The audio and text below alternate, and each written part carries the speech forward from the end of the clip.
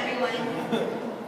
Thank you all so much for coming. GPSA exists to represent and advocate for graduate students, interests to student governments, university administration, community organizations, and local, state, and national governing bodies, support programs and services benefiting the graduate and professional student body and university, and unifying the student body through collaboration with internal and external student-directed organizations. This is the preamble of the GPSA Constitution that was ratified by student vote last year, solidifying GPSA as a truly separate governing body. Previous to this Constitution, we were under a joint Constitution with the undergraduate student government, but still recognized as the sole voice. That power was bestowed on us 10 years ago, and today we're here to celebrate GPSA's 10-year anniversary. Before hearing from our past presidents, I want to take a few minutes to brag about our recent accomplishments. Our travel grant competition, which is about 40% of our budget, continues to be the best run program in the country. I get multiple emails from graduate student governments around the country asking for our best practices and our tips for how they can either start or improve their own programs. This year, with the assistance of Dr. Rowan, we opened graduate writing centers at the Tiffany and downtown campuses to provide writing support for graduate and professional students. We continue to encourage the formation of graduate student organizations, and there are now over 60 graduate or professional student groups across the university. GPSA is proud to provide funding and leadership training to these groups. We remain the go-to voice for all topics graduate and professional student related, and I must give all due credit to the past presidents and other GPSA officers and assembly members who have made it possible. With that, I'll introduce Justin Morag, who was GPSA president from 2009 to 2010, and he's going to do a brief history of how GPSA got started, and then I'll ask some panel questions. So go ahead, Justin. Great, thank you, Megan. So GPSA, situated within the university, really has a very short history when you think about all the other student organizations on campus, especially the Associated Students of Arizona State. In 1999, I believe from 1999 to 2001, the Graduate Student Council was a part of the graduate college. It was a division that allowed students to be represented at a university level, who were specifically graduate students. And that was part of the Associated Students of Arizona State University. In the summer of 2001, John Burke, who was a doctoral student in mathematics, started conversations about how to get GPSA, well really the Graduate Student Council, separated from the undergraduate students. He sat as the graduate student representative on the Associated Students of Arizona State University, the undergraduate board. In 2003, a university-wide initiative was put forth which separated the graduate students and the undergraduate students' constitutions by adding another clause in I think it's Article, whatever it was, 3 or 2, to the Arizona State University undergraduate student government constitution, creating the Graduate and Professional Student Association. So that vote really happened in the, I believe, spring semester of 2003. So here we are 10 years later, of course, very close to that date, that the Graduate and Professional Student Association was created. Some other things that were interesting is that the reason that the Graduate Student Council got a lot of traction was because in 1999, the graduate students really started to lobby the university to ask for a tuition waiver. And that tuition waiver was at 50% in 1999.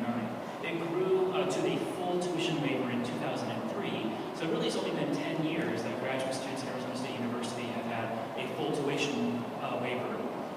Other kind of important things that have happened, the travel grant program that Megan just talked about really started in about 2003. There was a small travel grant program before that run by the graduate college.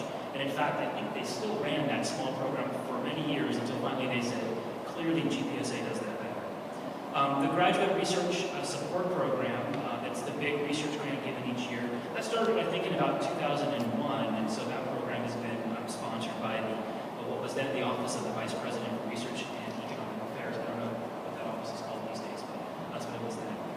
The Jumpstart Program, which is another grant program, was started in 2009. In 2006, the Graduate Student Center at the Tempe campus was opened.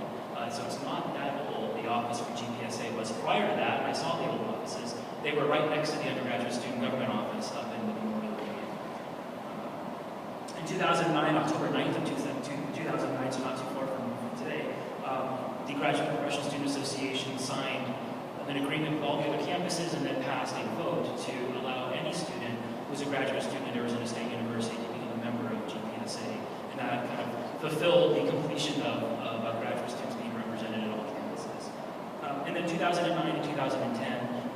graduate student centers at the West Polytechnic and downtown campus were open. That's a short history. Thanks, Weston. Also joining us on the panel is Kelly Stewart, who was president from 2010 to 2012, and Ryan Stotts, who was president from 2011 to 2012. 2012 to 2013. I'm getting ahead of myself. So, the first question I wanted to talk to you guys about is what your greatest accomplishment as president is. So, we want to start with Justin. Okay, sure.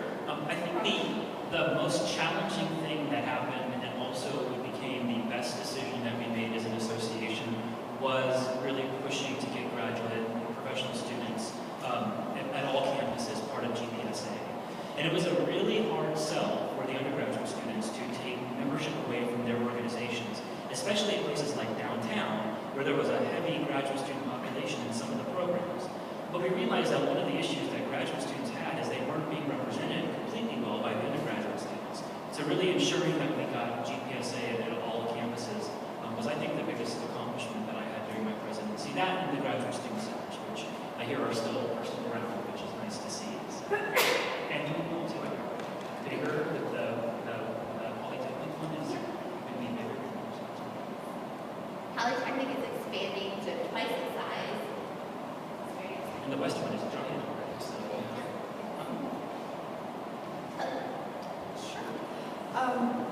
I would have to say that I don't really feel even today that I personally had a great accomplishment, because everything that we did at GPSA was teamwork. And so sitting between Justin Warren and Ryan Stotts, who Justin mentored me, we met in 2008, and I got to mentor Ryan and also Megan. It's really an effort. So I think that the greatest accomplishment that I'm proud of is the continuation of graduate students working together on projects that were started earlier. During Justin's presidency, he had to deal with the issue of the facility fee coming on board. And then I got to take that ball and make sure the graduate students had a voice in all of the boards and ensure that the student voice was always heard. It was a lot of money, and so it was very easy in some of those meetings for the administrators to want to take over, but it was student fees, and we really felt that it should be student directed for how those fees were spent. And that was huge for me. And what may seem like a minor thing to other people, a personal accomplishment that I know James will remember that I fought hard for in some of the assembly meetings, was maintaining the name of the Associated Students of Arizona State University. From a historical perspective, the Associated Student name has been around since the 1920s, and to keep the graduates under the umbrella and married to the undergraduates under the Associated Students, I believe was a personal accomplishment. Well, I think I have to agree with Kelly that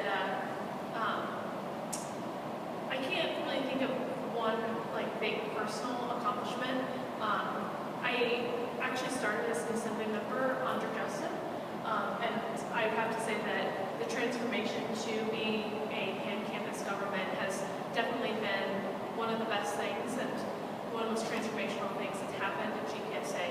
And so continuing from that time to build up and continue to ensure that we have better representation of the students on our other campuses, as well as ensuring that we do a better job of representing all graduate students, not just RAs and TAs.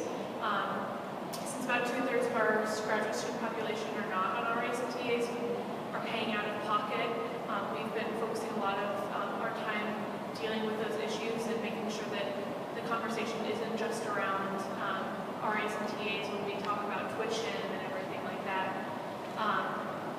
I'd have to say that I was really happy in my tenure about helping to improve transparency and in the relationship between the legislative and executive offices. I have to give credit to James and the legislative branch for working so well and so hard with the executives to improve an understanding of so that everything that the executive branch is doing is really clear to the legislative so they can get that information out and share that with their constituents. We can really get the feedback that we need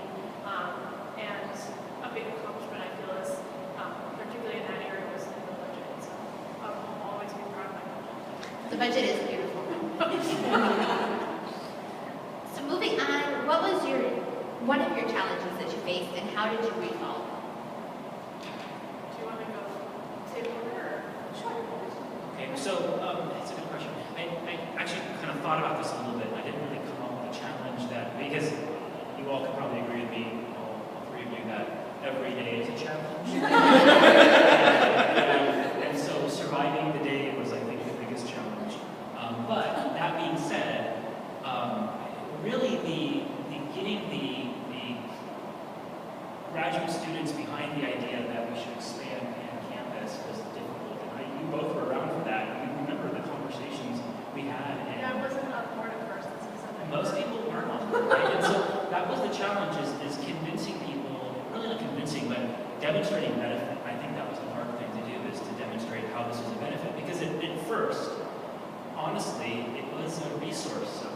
And it was because we weren't getting any of the programming fees from those other students. So we ponied up the money as an association.